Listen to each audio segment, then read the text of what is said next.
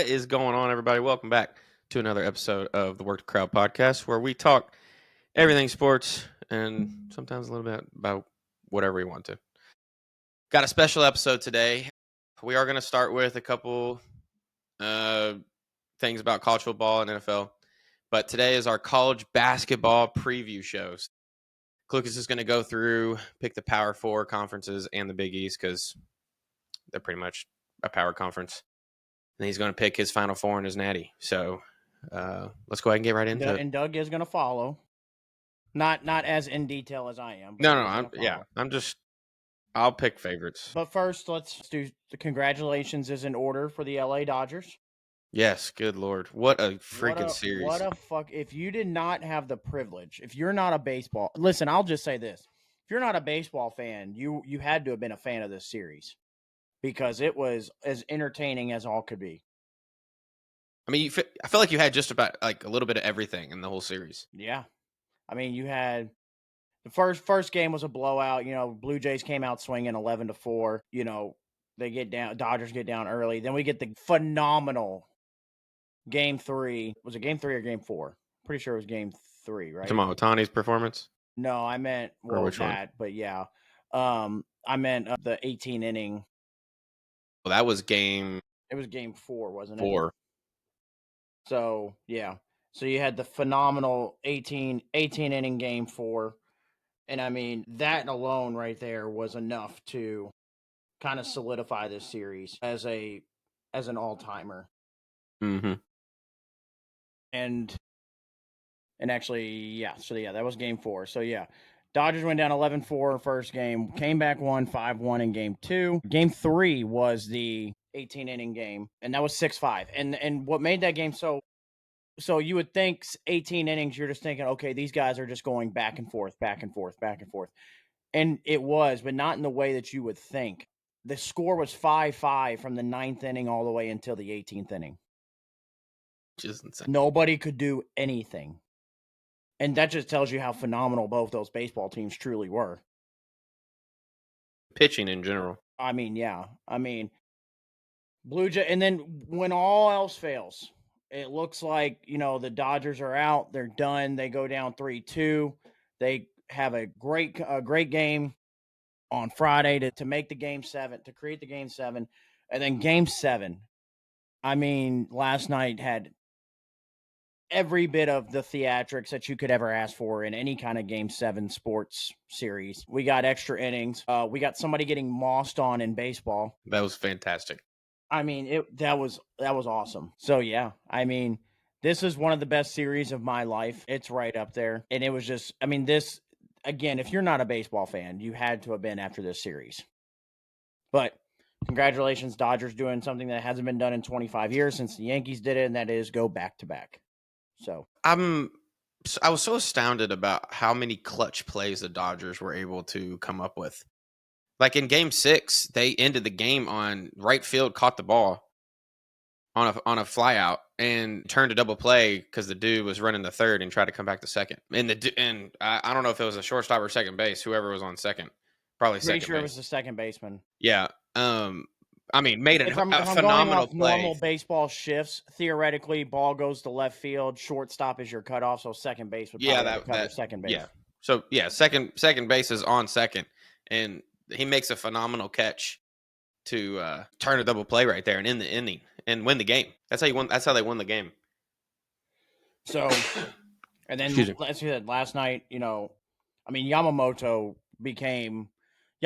we already kind of knew was kind of on his way to being very good after this year. Yeah. He kind of elevated himself into a superstar after this playoff performance in general. He did end up winning World Series MVP, rightfully so. I told y'all last night, I was like, listen, if Yamamoto comes in after just pitching the last game, essentially a complete game almost, and gets you all out of this, he deserves. Talking to Brandon because Brandon's a Dodgers fan.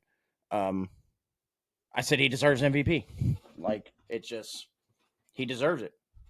Not very many pitchers can do what Yamamoto did last night. Yeah, so, I mean, he went in the World Series. He went 3-0 with basically a 1.02 ERA. He struck out 15 batters. Well, yeah, and then again, just the fact that you went almost essentially a complete game in Game 6, and then you turn around Game 7 and you're told, hey, we're going to need you. In that moment, they don't give a shit. And, well, I mean, yeah. And he's also still young enough where it probably won't affect him as much. I was looking to see how old he was. He's 27. Yeah, he's still young enough to where it won't affect him as badly. But, I mean, yeah. And he was just out there throwing straight gas. There was no signs of him being tired, arm being dead, nothing. Yeah. Yeah, well, I want to give a shout out to Will Smith because he's a Louisville guy. Yep. Hit the home run to put him ahead. And then also, I mean, Freddie Freeman too. I mean, has to be one of the more clutch players in World Series history. Yeah. With I mean, and also, I mean, I know Mookie didn't do anything offensively for the Dodgers really this postseason. I mean, he was kind of awful this postseason. Yeah, like batting. Yeah. But defensively, he moved to shortstop this year for the first time in his career, and I mean, he played phenomenal defensively. So, just big shout out to him. You know, also when you have a team like the Dodgers and you have that many good players, you can shift play around with different lineups. Yeah. So, shout out to the Dodgers winning the World Series. Guess what? Money talks. It does. Now, be interesting to see what they do this offseason with all this. So, with talks of a potential lockout, if MLB doesn't go to a salary cap and all that, we can dive into that a little later. Oh, I haven't heard about that. Oh, yeah. There's going to be a big negotiation this offseason of teams wanting to, long story short, teams wanting to go to a salary cap because of the way like teams like the Dodgers operate. I mean, they're just using what they can do. I mean, I agree. And again, we can dive into that a little bit more. Yeah. As as we get closer to debate or the time when it comes up. But yeah, so there's that. So college football now. So real quick, the main story that's been all week, it seems like after every podcast episode we do, I'm kind of waiting to get the notification. Every time we do a podcast on Sunday, a college football coach seemingly gets fired right after our show. So last week we talked about what does LSU do with Brian Kelly, and we get done with the show, and they fire Brian Kelly. So now LSU has probably opened the door as the best job available in the country, but some people have different opinions because of the governor of Louisiana. He came out and said that now former AD Scott Woodward would not be making the decision. Now Scott Woodward is out as the AD at LSU. Excuse me. And I don't really blame him for the governor, because he came out and he was like, this is the same guy that hired and then fired Jimbo Fisher and put Texas A&M at a $70 million buyout. Then he does the same thing with Brian Kelly, essentially not $70 million, but it's still $54 million that the university's got to eat. I don't blame him. I don't blame him for just being like, I'm not letting this guy do this again to us. Now, some people have issues with government officials stepping in, but in a smaller state like that where LSU football is everything to them. LSU football means more to them than the Saints, means more to them than the Pelicans, means more to them than anything. So I kind of understand it. And some people are like, well, this job just became unattractive to me because of government officials stepping in. I kind of view it the opposite. I get it. There's going to be politics. There's always politics involved with college sports, no matter what. But to me, the way I'm looking at it as a coach is if I've got a governor of the state telling me we're going to hire the best possible guy, and if that means he's putting full confidence in me and he's going to make sure I have whatever I want, essentially, to make LSU great, to me, that kind of makes that more attractive to me. You're going to come up with money in whatever which way to make sure that I'm good. I mean, I get it. If you don't want to get into the politics of it, with the governor making decisions and everything, by all means, go for it. But to me, that's a benefit for me if I'm looking at LSU. So, but here's what I want to do, Doug. We have multiple coaching jobs open, but 5 really kind of major that are in the Power 5 or Power 4 for the most part. 2 of these aren't really major jobs, but they're kind of, because they're in the Power 4. It is, so you have LSU, Florida, Penn State, Virginia Tech, UCLA. I'm going to give you, I want you to tell me if I'm right or wrong on this. I'm going to give you the ceiling that these schools have, like the ceiling coach, like who they have to take the home run swing on, and then their floor. Like if they don't get these guys, this is who they need to go to next. This is their, we know we can get this guy kind of deal. Yeah. All right. So I want you to tell me where I'm right and where I'm wrong. So I'll start off with UCLA. Now, UCLA is not really an attractive job to land somebody of like a James Franklin or anything like that. I don't think you're going to get. Right. Yeah. So I think your ceiling, your home run higher that you have to go after is Dan Mullen, who's the coach at UNLV right now. Old Florida coach? Yeah, I think he's, UNLV is pretty good this year. I think he is going to want to get back into higher, the higher up jobs that he was at. But I think he'll start from the bottom, which is why he went to UNLV and kind of work his way back up to that point. Which is why I think if UCLA is kind of like a good next step from UNLV to kind of get yourself in position for that. Yeah, I like that. Now, your floor, I think, honestly, if you don't give Dan Mullen, I think you got to give this guy the job after the performances he's been putting on. That's Jerry Neuheisel, their interim offensive coordinator. I think you got really young guy. Yeah, I think you got to give the kid a chance. The way that offense has been moving, and let him go hire a DC that he wants. I mean, yeah, and then you got a lot of talent out in California, and if you can keep one of those like talented quarterbacks out in California, a couple of them receivers, and you bring them in with this guy's offense that he's ran so far, UCLA could have something. What's his name? Jerry Neuheisel. So yeah, I mean, he's still Neuheisel. Yeah, I mean, he also, I mean, it is going to be taking a chance regardless, but the fact that he is younger, he also might be able to be more of a player's coach and recruit well. Like you're saying, if he's because there's a lot of talent out in Cali. And realistically, you're UCLA. Could work out. You're not a powerhouse football school, so you can afford to take a swing if you have to. Well, sure, that, and also, but I think part of the benefit, I guess, the benefit that UCLA has is it's in LA, and they can sell that to recruits. If you're not already in California, or even if you're in California, because it's a big state, they're like, hey, why don't you come play in LA? Like, stay on campus, and it's like in LA, down like not far from downtown. Yeah, you're playing in the Rose Bowl for every home game. I mean, that's cool. Like, if I'm a player, I'm like, yeah, that's on my list. USC's not that great. So it's not like, you can you could sell UCLA over USC if you're that, if you can pitch well enough. Sure. Yeah. Yeah, if you sell it right. I mean, I don't know if that's even bottom of the barrel. I know that's like floor, but to me. Well, I'm only saying bottom because he's an interim offensive coordinator. He was just a wide receivers coach. I don't know if they give him a shot at it. Maybe they hire somebody and just tell him, hey, we want you to keep this guy as your OC. Something like that. Yeah. Something like that. But I think he at least gets an interview. Yeah, he gets an interview, but I think that's your floor because I think at bare minimum, and he's a UCLA grad. He's not going anywhere. Even better. So, all right, next Virginia Tech.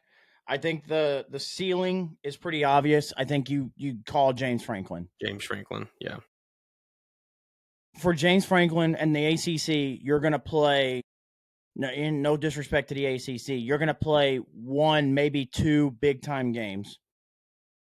So you can lose only a couple games? You can, and Virginia Tech, it's not as high as a standard as Penn State. So if you go, James Franklin's been going 10-2 his whole career, 10-2, 11-1. You go 10-2, 11-1 in the ACC, you're probably winning the ACC. Yeah, probably. Close. And even if you go 10-2, job security's there because Virginia Tech fans are going to be happy with that. Yeah, and that's an awesome place to play too. Yeah. The fan base is bring back the big culture on Virginia Tech. Enter Sandman is pretty cool. Like, I don't know, James Franklin might fit pretty well there. Yeah. And he's still young enough to. And people don't realize that Virginia Tech used to be a powerhouse football team. For sure. Like, this used to be Beamer ball programs. Beamer ball, baby.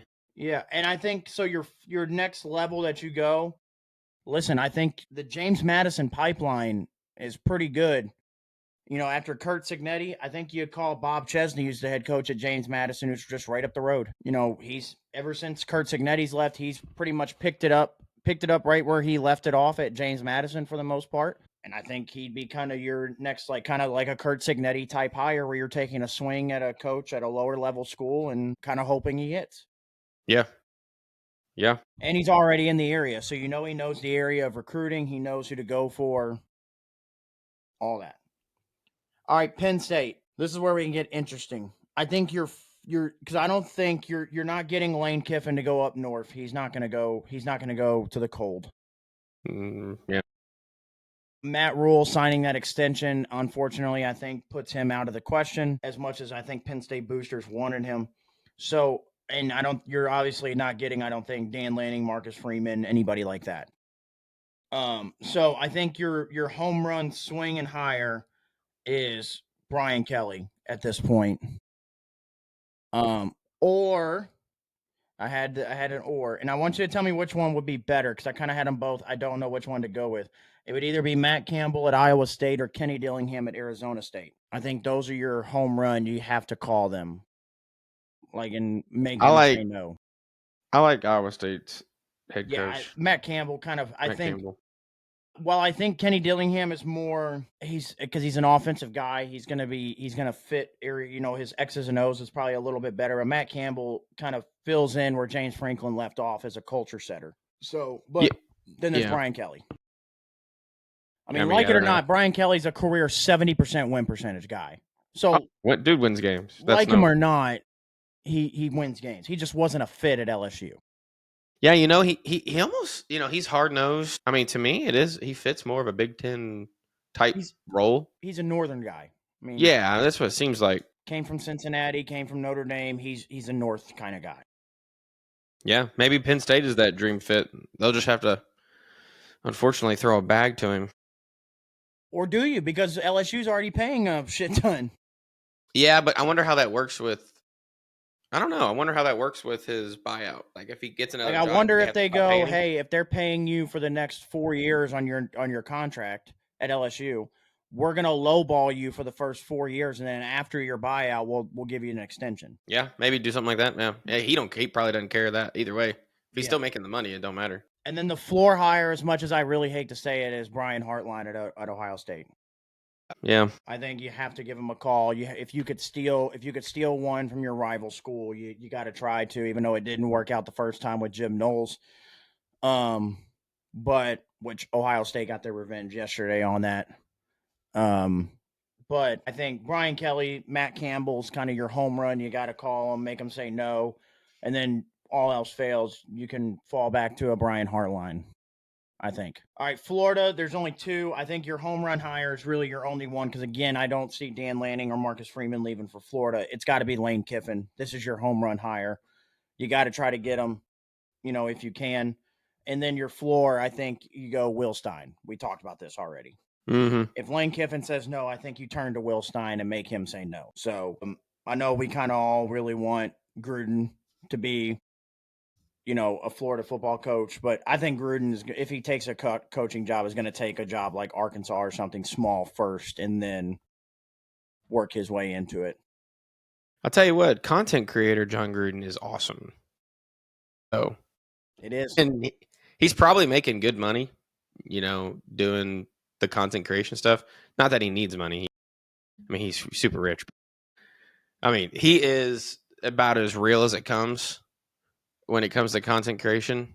And he's been an absolute star on that internet invitational. And him and Chaz. A brick wall. Him and Chaz. The nice little swing. Well, that was Andrew Sarantino. Oh, I know. Yeah. I'm saying the nice little swing. Yeah, that was the highlight of video number one.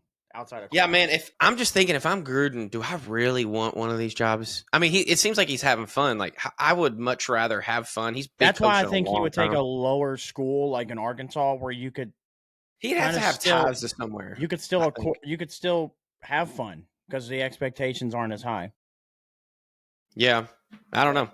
We'll see. Yeah, I think Lane Kiffin, you got to call, make him say you got to try to outbid. Who I think LSU, you got to try to outbid LSU. Basically, If Yeah, LSU wants Lane Kiffin and that committee that governor comes up with says they're going to get him. We want Lane Kiffin, they're going to get Lane Kiffin. They're going to outbid Florida every day.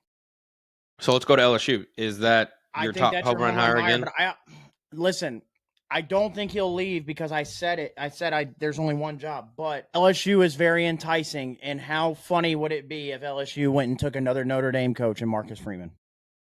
But I think it's a home. You got to try it at least, right? Mm-hmm. I think you got to try to make him an offer he can't refuse and see if he takes it. But yeah, then Lane Kiffin. I think one of those two. And I think if all else fails, I think you stay in state. I think you go, you know, I get it. Maybe it's a smaller coach and you don't want to, you know, take that chance, but I think you go John Summerall. Yeah. You know, Don't you want him in Kentucky? I do, but Kentucky's not going to outbid LSU. No, not even close. So if LSU, you know, calls all these guys, say Lane Kiffin does end up going to Florida for whatever reason over LSU, and now LSU's kind of scrambling and they're like, who do we hire? I don't see why you wouldn't call Summerall, who again is already at Tulane. He's in New Orleans already. He knows the area. He's won everywhere he's been at, from Troy to Tulane. Why not give him the shot? So that's where I would go if I was all these guys. Yeah, lots of moves going to be in the offseason, man. This is going to be interesting. College football offseason is going to be even more spicy than it already is with the transfer portal and everything, but now with coaching. Yeah. So we may see some more open up when the season gets close, even the season gets closer to the end or after. Alluding to UK, even though like last night, him and Mitch Barnhart looked pretty happy together. Dude, I after they won and I saw the hug, I said, here comes the 5-year extension. Here it comes. I'm just waiting for it at this point. You can't realistically tell me that. I mean, realistically, you're looking at a 4-game win season. I mean, you're telling me that's okay? Like, I just don't. What's the standard? I guess it's just it's SEC, whatever. Yeah, maybe Barnhart needs to go. I wish that too. Anyways, so real quick, did he already announce it? Anyways, so Tuesday, the first college football playoff ranking will come out. And now from here until the college football playoff, I'm going to give you all, as I've kind of done all my 12 teams by week that I think should be in the playoffs based off my rankings. So number one, I think it should be Ohio State. Again, to be the man, you got to beat the man. They haven't even played down to competition once this year. They've literally blown out everybody they've played. Doing what they're supposed to do. Yeah. 2, Indiana, the second best team in the country right now. 3, A&M. 4, Alabama. They would have the 4 byes in round 1, which could not be a benefit based off of how we saw how last year's playoff went when none of the teams that had a bye in the first round advanced after their game. So, but then you go 5, Oregon, 6, Georgia, 7, I have Texas, because boy, Texas looks like how we expected Texas to look like yesterday against Vanderbilt. Now, Vanderbilt had a nice little comeback attempt, but Arch Manning finally looked the part. Yeah. I mean, hell, maybe his head bouncing off the field the one time in Mississippi State knocked the sense back into him. Yeah, maybe him and Stark are finally in a starting to find a groove. Yeah, I mean that's good because Arch has looked good the past 2 games, really good actually. So, as long as he keeps it up, yeah, I could see Texas making a playoff for sure. So yesterday, Arch was 25 of 33, 328, 3 touchdowns passing. He didn't do much on the ground, probably because he didn't want to take the chance again of getting hit in the head or anything. So yeah, 7 Texas. I have 8 Ole Miss, 9 Oklahoma, 10. There goes BYU. Because let me tell you, BYU. If you have not watched BYU football at all this year, it's kind of exciting to watch. I mean, you got a fullback playing quarterback basically, and he can sling it when you need him to. If you don't know who I am referring to here, the true freshman Bear Bachmeier, let me tell you, he wears number 47, first of all. Already outrageous for a quarterback to wear. Okay? But I mean, the dude's a baller. I mean, on the year, 126 at 201, 1,693 yards, 11 touchdowns, 3 interceptions passing. But then he's also got 94 carries for 408 and 9 rushing touchdowns this year. The dude is a tank. And honestly, BYU, I get it. They play in the Big 12, and maybe a matchup with Texas wouldn't be the ideal, but they're going to be a problem for whoever they play in the playoff because of how physical they can be. Yes. And I think, Nick Saban was pretty high on BYU yesterday on game day. Okay, well, Nick Saban also made a very questionable quote yesterday. What do you say? Which one? He said he was talking. They were talking about Ohio State, and he said he was trying to talk about himself, and he was talking about Julian Sayin, and he said the dumbass head coach at Alabama, had him on scout team for a year. Yeah. Julian Sayin was on campus at Alabama for not even a month before he transferred. Well, maybe he was still on scout team, maybe. As a senior in high school? I don't know. He committed to Alabama, and when Nick Saban retired, which is not even a month into when he got to campus, he left and went to Ohio State. So, yeah, people were online making fun of him, saying Alzheimer's is kicking in too soon for Nick Saban. Somebody made the comment that said they've already found their Lee Corso replacement. But yeah, well, and then Saban's a lot better than that. But. Yeah, BYU 10. Here comes Notre Dame at 11, who honestly might be one of the better teams in the country than 11 says right now. Yeah, they just don't get a lot of big games, so they don't. Yeah, Memphis as your non-Power 5 team. Publicity. Yeah.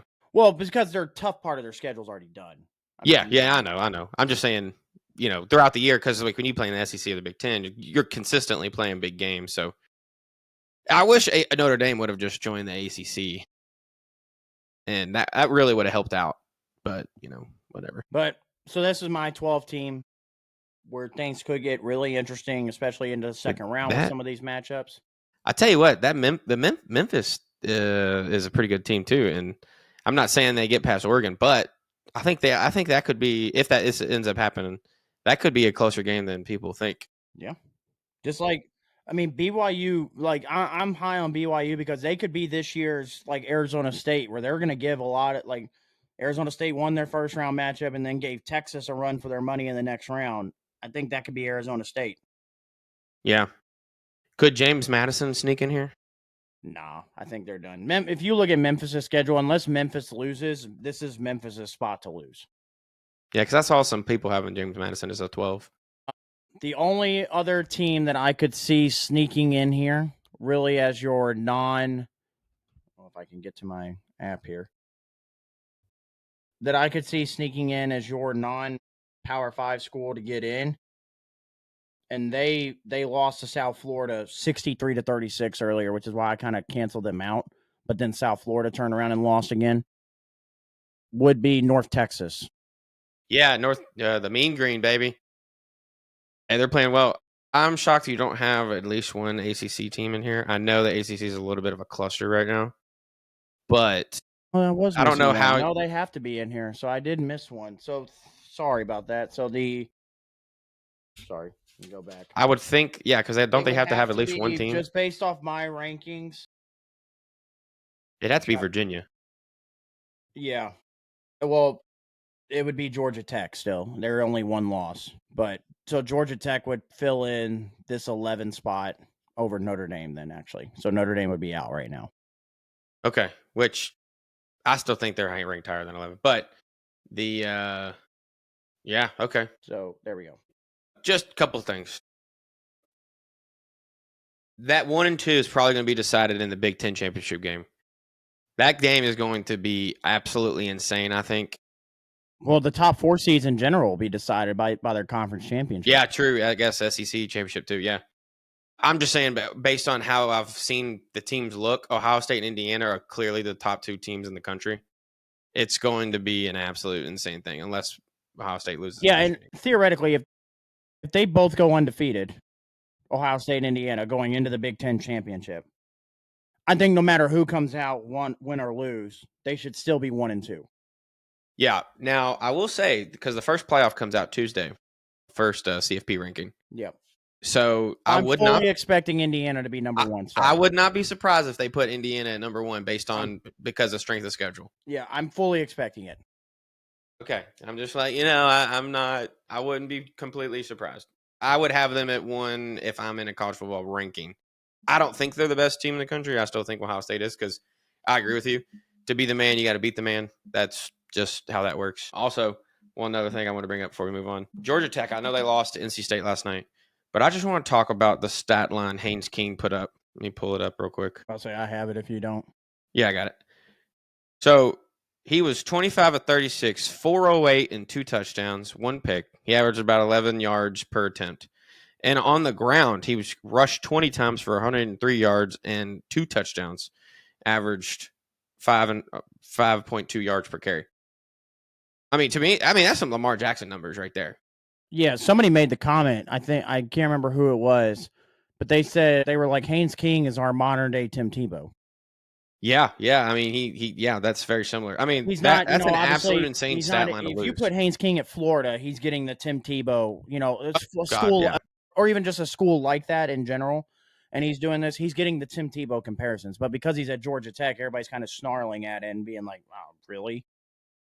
The fact that he has that stat line and they lost by like 12, that is insane to me. Their defense must have been horrible. Look at NC State's quarterback, CJ Bailey, had a pretty good game as well. 24-32, 340, 2 touchdowns, and he had 34 yards rushing and a touchdown.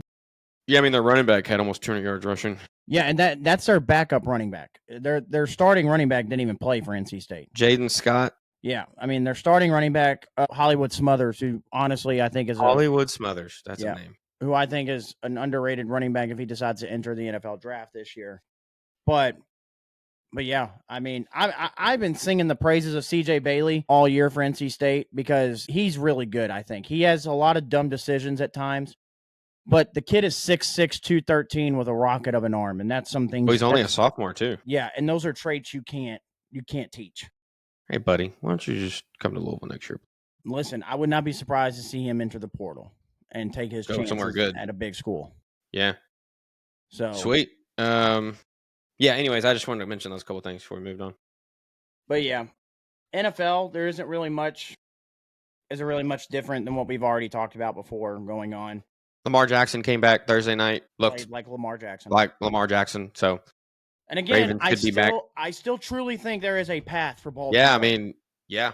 If they're going to play like that. There is a path. Now, they did trade Jair, which I don't know if that's a good thing or bad thing. He didn't really play a whole lot for Baltimore. Yeah, I don't know if that matters too much. But, I mean, that's going to be interesting coming up. The trade deadline is not this Wednesday, but next Wednesday, I think it is, or Tuesday. So we're going to be starting to see some things heat up. I just need the Colts to do something. We either need a DB or a pass rusher. But, and then later tonight, we do have Steelers Colts. This is where the Colts start to get into the meaty vein part of their schedule. Meaty vein. Yeah. And then tonight, this afternoon, 4:25, you get Mahomes and Allen at 4:25. Patrick Mahomes versus Josh Allen. So that's going to be a good game. I'm excited for that one. But with that being who's the night game? It is Seattle and Washington. Could be a good game too. Let me double check on that real quick just to be sure. Yes, Seattle, Washington, and the Monday night game tomorrow is Arizona and Dallas. But, all right, with that being said, let's get into the main part of our show here, and that is the college basketball preview. Again, I'm just going to go through. Do what? Let's do it. This is my favorite time of year, college basketball. So I'm going to go through, like Doug said, the Power Four. So the ACC, Big 12, Big 10, SEC, and then the Big East, which might as well be part of the Power, what would be then 5 conference and when it comes to basketball. So let's get into it. I'm going to start with the ACC here, Doug. Now I just have rankings. I didn't go through everybody's schedule and do records or anything. So yeah.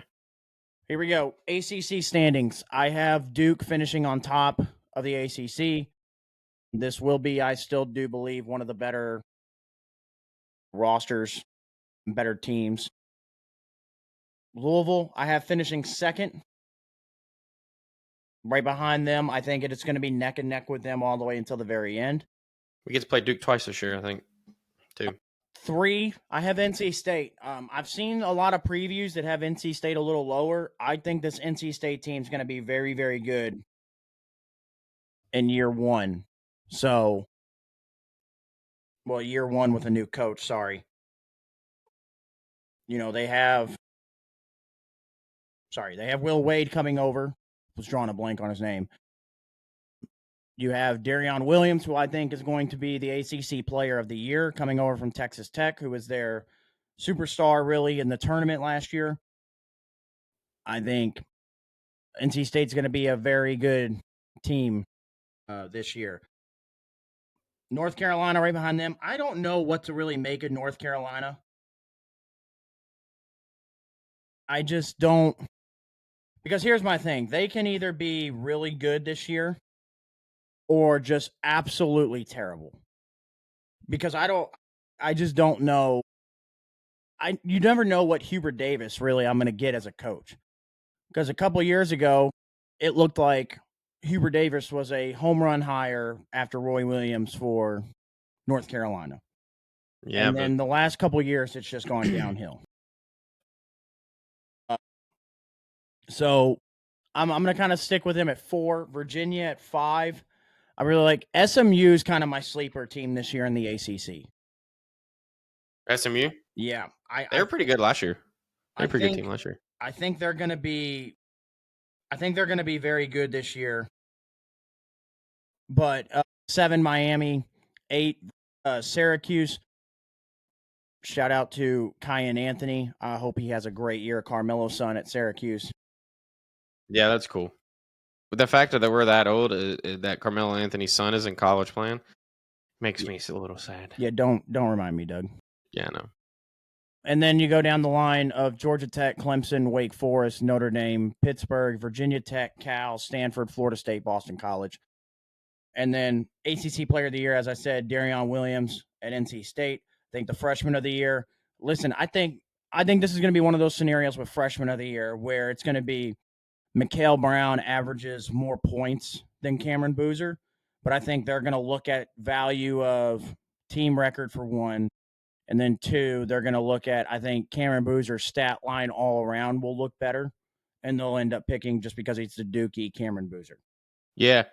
Yeah, this really, to me, I think it depends on how well Mikhail Brown plays defense. I think if he averages a decent amount of steals a game, that's going to help. But he's gonna score. He's a score first guard, and he can pass the ball. He has good court visions. I think those things will be there, like you're saying. But I think what puts him at that Freshman of the Year is I think the defensive piece, the blocks and the steals. So we'll see. And then Coach of the Year, I think will go to Pat Kelsey at Louisville. Should have won it last year for the another turnaround that he'll make. I'm surprised actually. I wouldn't be surprised if Will Wade wins it. If you got NC State that high, I'm surprised you didn't have Will Wade as a Coach of the Year. He could. Yeah. But NC State was already a high seed in the tournament in the ACC last year.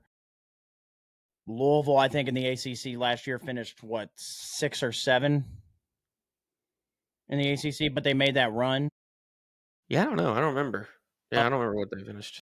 But anyways, but they made the run in the ACC tournament, which is what eventually pushed them into the tournament or catapulted them into the tournament. And then I think NC State already being a good team last year. And then, yeah, they hire Will Wade. I think Louisville making a bigger jump is going to what gives Pat Kelsey the edge. Yeah, I guess so. Okay. So before we move on, Doug, your ACC, who do you like? I mean, honestly, it comes down to Duke and Louisville. I think we do get them twice, actually in the same month, which will be interesting. Honestly, I think we split. I think it's going to be a split. So I think it's a toss up between those two. to be honest. It all depends on how Louisville meshes. If they end up meshing well and they keep playing like they played in that second exhibition game, Louisville's going to be tough to beat. And we still haven't got some of our guys back. Yeah, we'll see. But that Duke's really good. So, and Cameron Boozer is no joke. Yeah, and the dude had a 2020 game in his exhibition against Tennessee. Yeah, I mean, this is gonna be. I think this is gonna be a fun conference this year at least for me as a Louisville fan. Boston College though, they need to do something. Good lord, they suck at football and basketball. Yeah. They gotta get a better AD in there or something. I don't know. Get some more money. So moving on to the Big 12, where I have Houston finishing as the top dog in the Big 12. I have BYU right behind them. Listen, I'm a big believer in what Kevin Young has done at BYU since Mark Pope left. You talk about another school that they dropped off Mark Pope, they pick up Kevin Young, and they've been arguably just as good, if not better. Part of them being number 2 in this conference, I have Big 12 Player of the Year and Freshman of the Year, AJ DeBanza. Yeah. I think that dude is going to be an absolute star in college basketball this year. And then you add in the fact that they added Rob Wright, the transfer from Baylor, to lead them at the point guard spot. They have Richie Saunders back from last year, who was a top scorer for them. BYU is going to be a team to have to deal with this year across college basketball. Texas Tech at 3. They return with JT Toppin, who could be another Big 12 Player of the Year candidate. But I think they take a step back, not having a guy like Darion Williams to help carry the load offensively. Arizona at 4. 5, Iowa State. 6, you have Kansas. I think Big 12 Player of the Year is going to come down to A.J. DeVanza and Darren Peterson at Kansas. But also, Kansas being this low doesn't tell you the whole story. I think this tells you how deep the Big 12 truly is. Yeah. Kansas looks pretty good. Yeah, and then I have Baylor at 7. And if you haven't watched Baylor basketball in an exhibition this year, Doug, I want you at some point today to go watch their freshman, Tande Yesufu. Hey, Yesufu? Yeah. 6'5" guard. All right. And the dude, I mean, I couldn't mirror Anthony Edwards any more than that guy does. I mean, from the jump shot to the mannerisms to the way he just plays, everything screams Anthony Edwards out of him. Okay. Cincinnati at 8. I think they're kind of my sleeper team this year in the Big 12. I think they could be the team that I think catapults into this top 4 potentially. From where I think they're really good going into this year. Kansas State at 9, TCU 10, West Virginia 11, 12 Arizona State, 13 Utah, 14 UCF, wow, and then 15 Colorado. And then again, I have BYU kind of sweeping the awards here. AJ DeManza, freshman and Player of the Year, and then Kevin Young winning Coach of the Year in the Big 12. Yeah, I like it. Looks good. I think Houston's going to be the team to beat. So, all right, we'll see who can do it. Let's do Big 10 now. Big 10. I have Michigan finishing number 1. I think a big part of that is because, as painful as it is for me to say they'll finish number 1, Yaxel Lindenborg is a hell of a player. I have him winning Big 10 Player of the Year. I think this Michigan team is going to be very good. This could be a team that can make a deep run in March as well. 2, Purdue. I think Purdue's just a little overhyped. And part of that could have been just from when again, we take exhibition games with a grain of salt, however you want to do it. But I just think year after year, we kind of put Purdue into this top 3 category, and they don't perform to a top 3 level. And I just don't believe in it. 3, UCLA, 4, Illinois, 5, Indiana. 6 Oregon, and again, Indiana and Oregon being 5 and 6, and Michigan State 7. This tells you how deep the Big Ten is as well. Yeah. Michigan State at 7, 8 Iowa, 9 Wisconsin, 10 USC, 11 Ohio State, and then you can kind of see how the rest pans out. Again, Yaxel Lindenborg winning Player of the Year in the Big Ten. Have Caden Mingo at Penn State winning Freshman of the Year. There's not a big list of freshmen in the Big Ten that are going to get a lot of playing time to win this award. Caden Mingo is probably going to start right away at Penn State. He's a guard. He's going to have the ball in his hands a lot. He's going to have the most volume. I think he's just going to have the most opportunities to put up stats to win Player of the or Freshman of the Year. And then Dusty May winning Coach of the Year for Michigan. Yeah. Just real quick because you didn't announce it. So for the listeners, 12 Maryland, 13 Washington, 14 Nebraska, 15 Northwestern, 16th Minnesota, 17th Rutgers, and 18th Penn State. So just real quick for the listeners out there. Yeah, I mean, I like this. I'm curious how good Indiana is going to be this year. I think having them at that 5 spot is probably a good place right now. Yeah, Big Ten's deep this year. Yeah, and then kind of because I've done it for the other ones, Iowa would be my sleeper team this year. Yeah. With Bennett Sturts there, who's probably one of the better guards in the country. They're going to have a chance to put up points. I know saying Iowa and put up points in the same sentence doesn't make sense, but Iowa could be that team that catapults themselves into the top tier of the Big Ten. So, yeah. I mean, go ahead. I was going to say, the one thing that's intriguing about Illinois, Doug, there is a potential Illinois is going to run out a starting lineup of all foreigners. Really? Has that ever happened? I'm not sure when it comes to the college game. If it has, but now there's a possibility. Now Kylan Boswell is probably going to play. Obviously, he was a starter last year for them, so he'll probably play. But we're talking potentially 4 out of 5 starters are all going to be of foreign descent. You still have Zvonimir Ivisic there. You have his brother, Tomislav Ivisic. They'll probably roll out as their 2 bigs. You got Andre Stojakovic out there. I mean, they could roll out. Is that Peja Stojakovic's son? Yes. Or whatever? That's awesome. Can he shoot just like him? Yes. That's cool. So, yeah, I mean, they could roll out the minimum 3, but potentially 4 foreign players. And honestly, when you take what we know, where foreign basketball players come over more developed, and it could be a benefit to Illinois. So, and maybe if it succeeds for Illinois, is this the new direction coaches go? Maybe. So could be something started up there at Illinois. But yeah, Illinois could be very interesting this year with the amount of foreign players they have on their team this year.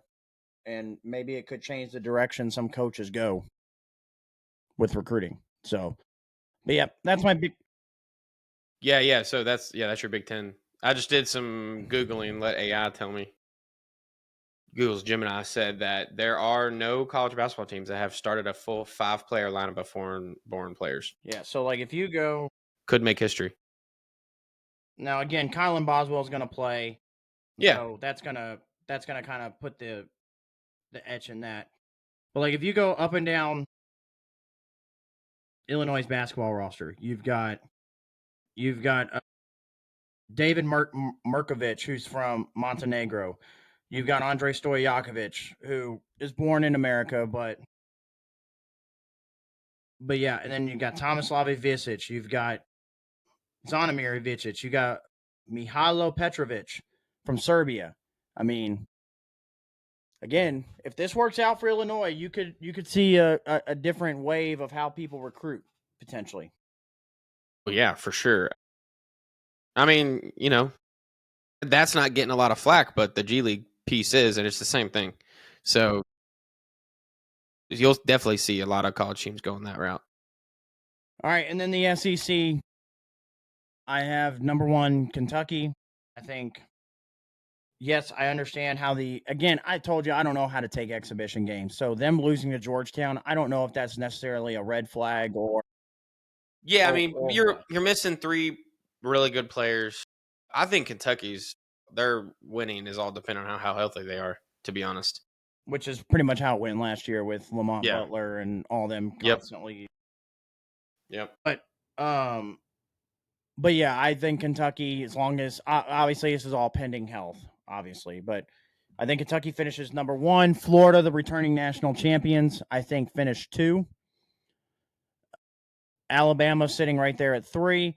John Calipari and Arkansas sitting right there at 4, who I think will be a much better team this year. At least in the regular season, they were great in the tournament last year for what they were. Yeah. Tennessee at 5, Auburn 6. I think Auburn I'd probably have higher if I just don't know what to expect out of Bruce Pearl's son coaching. Yeah. If Bruce Pearl's coaching, they go a little higher for sure.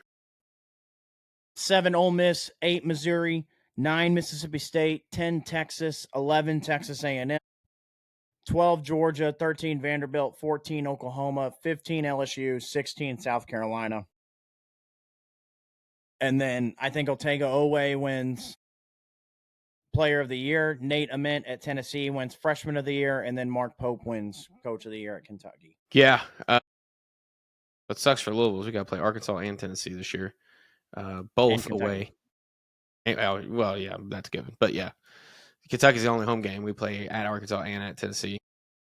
Yeah, I mean, tough schedule for Louisville there. But SEC wise, I still think Florida could finish first. Again, it is dependent on how healthy Kentucky is. Really, if they keep missing players, it's hard. It's hard to get a rhythm in when you have to start trying to develop more lineups in the middle of the season. So if they stay healthy, yeah, I mean, Kentucky's a Final Four team in my opinion. And then I didn't do this for the other ones, and I'll go back. I would say out of the SEC, I think you're looking at, 9 teams could make the NCAA tournament. Kentucky, Florida, Alabama, Arkansas, Tennessee, Auburn, Ole Miss, Missouri, and Mississippi State. Yeah. Yep. I think Texas is kind of on that borderline of if they could or not. But I think for sure at least 9 teams from the SEC could make the tournament. From the Big Ten, I mean, realistically, I would go 8 or 9. I think these schools are all capable of making the NCAA tournament. So a little more even on that front this year. Last year was really all SEC. Yeah. So that's a little more even. Big 12, even I would say Big 8. 12 probably 8. Yeah. Cincinnati, starting with Cincinnati or going up, and then in the ACC, I would probably say realistically, I'd say 6 or 7. I would say maybe Miami can squeeze in there, but I would say for sure, yeah, for sure 6. SMU at 6, yeah. So, all right, and then the last one where we had the Big East, I think St. John's wins the Big East with UConn. That's going to be baby. With UConn. That's going to be the back and forth battle as UConn and St. John's this year. Yeah, I think this is going to be similar to the Creighton at 3, Marquette 4, Villanova 5, Providence 6, 7 Georgetown, 8 Xavier, 9 Butler, 10 DePaul, 11 Seton Hall. With your Big East Player of the Year being Zuby Ejiofor of St. John's. And if you haven't gotten to see him play, Doug, you might like this. I think, and if we had to ask Rick Pitino, I almost want to say he'd almost agree. But I think Zuby Ejiofor reminds me a lot of Samardo Samuels. Okay. Who I haven't seen him. I haven't seen this guy play. Who obviously Rick Pitino had when he was at Louisville. He reminds me a lot of Samardo. Kind of an undersized 5. A little bit, but he's just, for his undersize, he's strong, he's powerful, plays defense, gets a has a little bit of a post game to score. But yeah, Braylon Mullins, a UConn winning Freshman of the Year, and then Coach of the Year Ricky P. at St. John's. Dude is just he beats Father Time, I guess. I mean, this dude is just timeless. That's how you know you can fucking coach. Is you're almost 75 years old and still doing it like this at an elite level. at an elite level. Yeah. All right, and now we move on to the Final Four, where I have Kentucky, St. John's, Florida, and Houston in the Final Four. I think Kentucky and St. John's meet up in the national championship, which would be the match made in heaven. Ricky P versus Kentucky, Mark Pope versus Rick Pitino, Student versus the Master, and I think Kentucky wins the national title this year. Yeah, I mean, I think Kentucky's a Final Four team, again, if they stay healthy. But now the hard team that I had leaving out of the Final Four, I just didn't know. I didn't know who to take out of this Final Four for me to put them in there is UConn. I really do like UConn this year. they're always going to be close. And yeah, and I mean, knowing, they're coached well. It's just, I didn't know who to take out. I could, obviously a lot of people are going to look at me and be like, I'm biased with Kentucky. And I'm going to be like, well, Kentucky's an easy out. Okay, sure, if you want to take that route. But I think Florida is a very good team. I think Houston is very good. St. John's is obviously very good. Now, St. John's would probably be the team I would take out, just given in recent memory, Rick Pitino's track record with NCAA tournaments and everything. You could go that route. But I think those four teams are the four best teams in the country as of today. So, and again, with UConn being not far behind. Yeah, I don't hate it.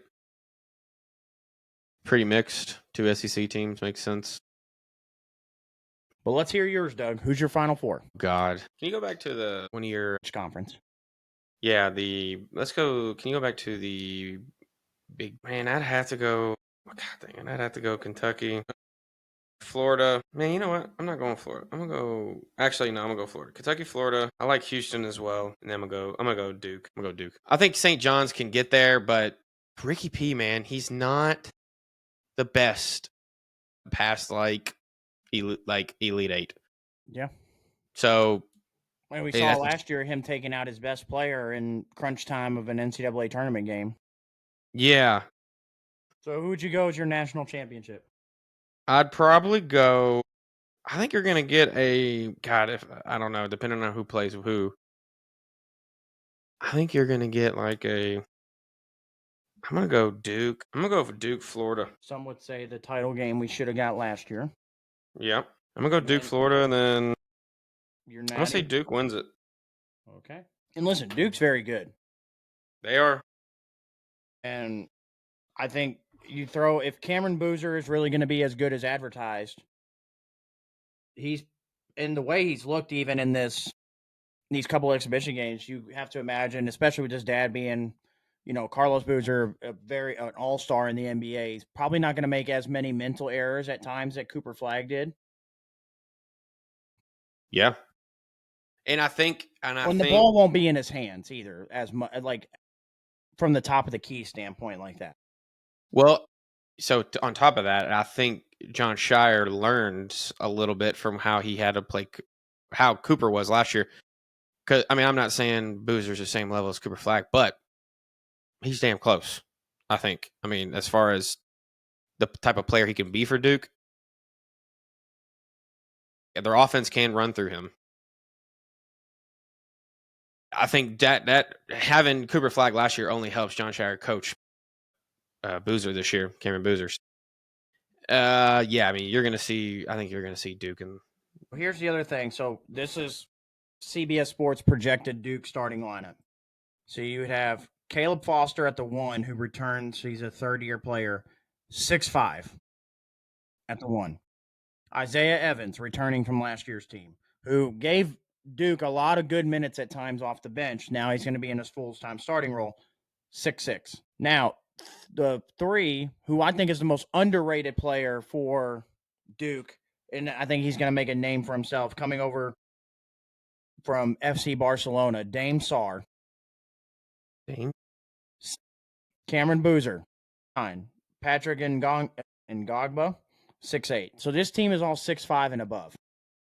Yeah, no, they're long. That's big. That's a big team. So they're long. They're going to be able to defend.